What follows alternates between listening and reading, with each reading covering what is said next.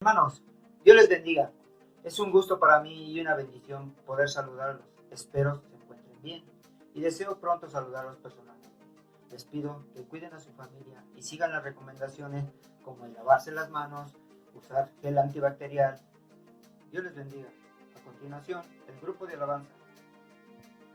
Hermano, Dios les bendiga. Vamos a entonar un par de canciones. Acompáñanos con tu voz, con tus palmas. Si quieres ponerte de pie, si quieres permanecer sentado, no importa. Vamos a cantar a nuestro Dios.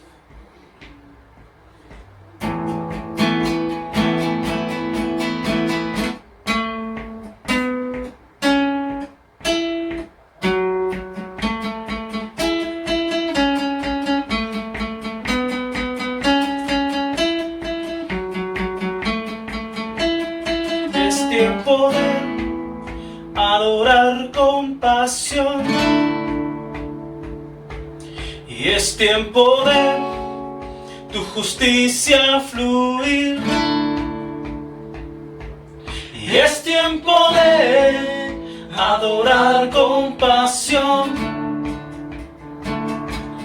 y es tiempo de tu justicia fluir, fluir, fluir. Te exaltamos, Dios, en espíritu y verdad. Tú eres santo, tú eres digno, y es tiempo de adorar con pasión, y es tiempo de tu justicia fluir, fluir, fluir. Y te exaltamos, Dios, en espíritu y verdad. Tú eres santo, tú eres digno. Te exaltamos, Dios, en espíritu y verdad. Tú eres santo, tú eres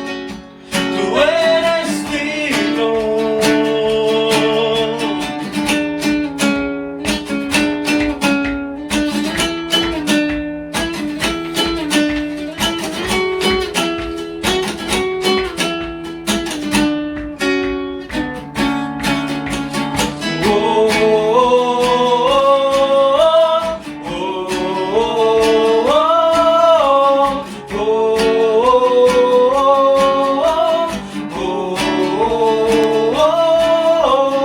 Te exaltamos, Dios, en espíritu y verdad.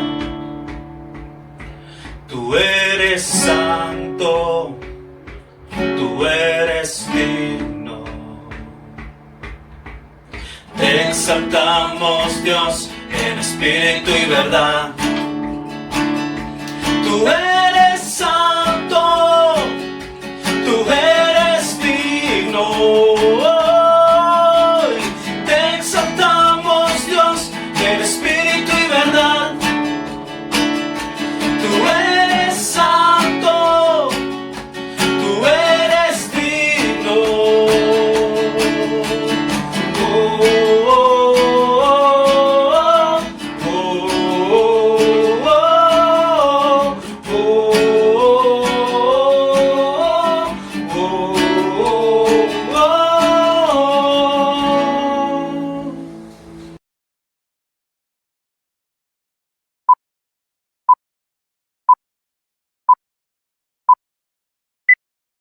Pues estoy agradecido con Dios porque me da este privilegio de poderles dirigir este mensaje por el motivo que todos conocemos. Y pues vamos a entrar en materia. Queremos que sea de bendición en el nombre de Jesús. El título que le hemos dado a este mensaje es La esperanza del cristiano. Y vamos a usar una base bíblica que se encuentra ahí en Primera a los Tesalonicenses, capítulo 4, versículos 13 y 14. No lo busque, escúchelo. Dice así la palabra del Señor.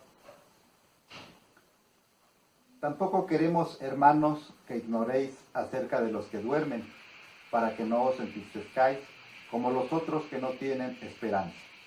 Porque si creemos que Jesús murió y resucitó, así también traerá Dios con Jesús a los que durmieron en él. Hago una muy breve oración. Señor, te doy gracias por esta oportunidad de enviar este mensaje, Señor, por este conducto. Te pedimos que sea de bendición a todo el oyente, Señor, y que sea de edificación, Señor, al pueblo de Dios, Señor, incluyéndome a mí, por supuesto. Seas tú el que habla, Dios bendito, a través de mí. En el nombre de Jesús, te lo ruego humildemente. Amén. Quisiera continuar leyendo este mismo pasaje, pero en la Biblia en lenguaje sencillo. Dice así: hermanos míos, queremos que sepan lo que en verdad pasa con los que mueren, para que no se pongan tristes como los otros que no tienen esperanza. Nosotros creemos que Jesucristo murió y resucitó, y que del mismo modo Dios resucitará a los que vivieron y murieron confiando en Él. Aleluya. Entonces quisiera enfatizar, hermanos, en dos puntos aquí muy importantes. ¿Qué nos dice la Escritura? ¿Verdad? No os entristezcáis. Así que este es un mensaje hoy de parte de Dios para todos, ¿verdad? No os entristezcáis, no se entristezcan, no se pongan tristes por cualquier situación que hay, ¿verdad? Y buscando en el diccionario encontré que la tristeza es una actitud equivocada. Quisiera añadir otra cita más, ahí en Juan 14:28, dice así: habéis oído que yo os he dicho, voy y vengo a vosotros. Si me amarais, os habríais regocijado, porque he dicho que voy al Padre, porque el Padre mayor es que yo. Recién celebramos la Semana Santa, nos acordamos, ¿verdad?, de ella. Y el Señor Jesús, ¿verdad?, dirige esas palabras a sus discípulos, diciéndoles que Él se tenía que ir al Padre, ¿verdad? Y dice que ellos se entristecieron mucho. Y claro, no vamos a juzgar a los discípulos, tal vez nosotros también nos hubiéramos entristecido, ¿verdad? Pero el Señor Jesús les dijo: si me amarais, os habríais regocijado. Quiere decir que en ese momento esa tristeza era una actitud equivocada. Muchos están tristes, ¿verdad?, con la situación actual. Déjame decirle que el Señor te dice, ¿verdad?, no os entristezcáis. Y aquí vamos a ligar el otro punto. ¿Por qué no nos debemos entristecer? ¿Sí? Continúa el texto ahí en 1 Tesalonicenses 4, ¿verdad? Dice: como los otros que no tienen esperanza. Y ahí está la clave de por qué no debemos estar entristecidos nosotros ante esta situación de pandemia mundial, ¿verdad? Y bueno, siendo un poco humanos, ¿verdad?, podemos decir, pues sí, a cualquiera le pone triste, ¿verdad?, preocupado, todo este tipo de situación. Sin embargo, ¿verdad?, para los que conocemos a Jesús, los que conocemos su palabra santa, ¿verdad?, dice que no debemos entristecernos, sino dice que nosotros tenemos una esperanza. ¿Sí? Es lo que nos diferencia de aquel que no tiene a Jesucristo. Dice: no os entristezcáis como los otros que no tienen esperanza. Otra palabra que aquí es clave, ¿verdad?, y vamos a ponerla como el siguiente punto, es la desesperanza. Ahí en el diccionario de la Real Academia de la Lengua Española dice así: estado de ánimo del que no tiene esperanza o la ha perdido. Así que el que ya no tiene la esperanza, ¿verdad?, entonces se tiene que estar triste, ¿verdad? Porque ¿qué es lo que dice, verdad? La vida se me está yendo y yo aquí encerrado, ¿sí? O peor aún, ¿verdad? Me voy a morir y ya todo se acabó. ¿Cuántos de ustedes han oído esa frase, verdad? En lugar de cumplir un año más, es cumplir un año menos. Eso es para los que no tienen a Jesús. Pero la palabra de Dios nos indica, ¿verdad?, que nosotros tenemos vida eterna en Jesús. Y desde el momento en que recibimos a Cristo como nuestro Señor y Salvador, ¿verdad?, Él nos limpió todo pecado, ¿verdad?, y nos ha redimido, primicias para Cristo Jesús. Y desde entonces tenemos vida eterna. Amén. Entonces, el que se pone triste, ¿verdad? Y no tiene esperanza, ¿verdad? Es porque aún no tiene a Jesús en su corazón. Dice, es el que ha perdido la esperanza de todo.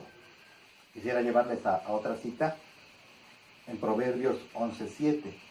Dice, cuando muere el hombre impío, perece su esperanza, y la expectación de los malos perecerá.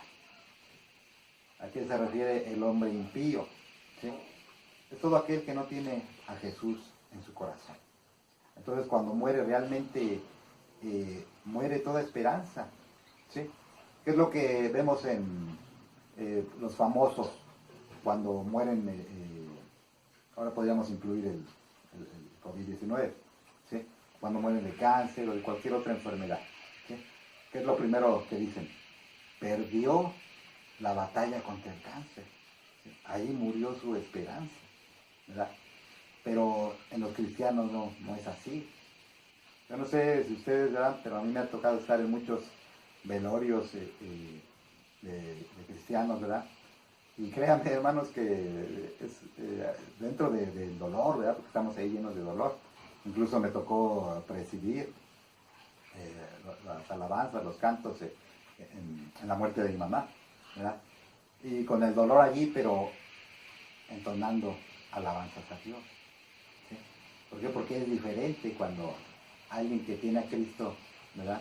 Y parte de este mundo, sí, hay dolor, pero hay una esperanza. Y es una esperanza viva. Y déjenme compartirle el siguiente texto. Dice Efesios 2:12. En aquel tiempo estabais sin Cristo, alejados de la ciudadanía de Israel y ajenos a los pactos de la promesa, sin esperanza y sin Dios en el mundo. Ahora se va dando cuenta de cuáles son los que no tienen esperanza. Son los que están alejados de Dios, ¿sí? Sin esperanza y sin Dios en el mundo. ¿Sí? ¿Cuánta gente dice estoy solo, verdad? Se deprimen. O alejados de la ciudadanía de Israel, ajenos a los pactos de la promesa, sin esperanza y sin Dios en el mundo. ¿Por qué? Porque están sin Dios, ¿sí? Y están lejos de la ciudadanía de Israel, de la ciudadanía de Dios. Entonces son los que no tienen esperanza.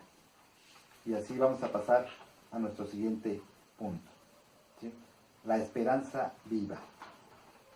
Tome nota, primero fue la tristeza, una actitud equivocada, la desesperanza que tiene el impío y la esperanza viva que tenemos los hijos de Dios. Dice Primera de Pedro, capítulo 1, versículo 3. Bendito el Dios y Padre de nuestro Señor Jesucristo, que según su grande misericordia nos hizo renacer para una esperanza viva, por la resurrección de Jesucristo de los muertos. Dice 2 Corintios 4:16, por tanto no desmayamos, antes, aunque nuestro hombre exterior se va desgastando, el interior no obstante se renueva de día en día.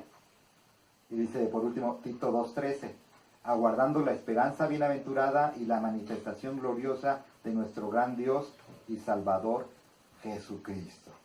Amén. Así que estas son promesas grandísimas que tenemos de parte de Dios y que la Biblia le llama la esperanza bienaventurada.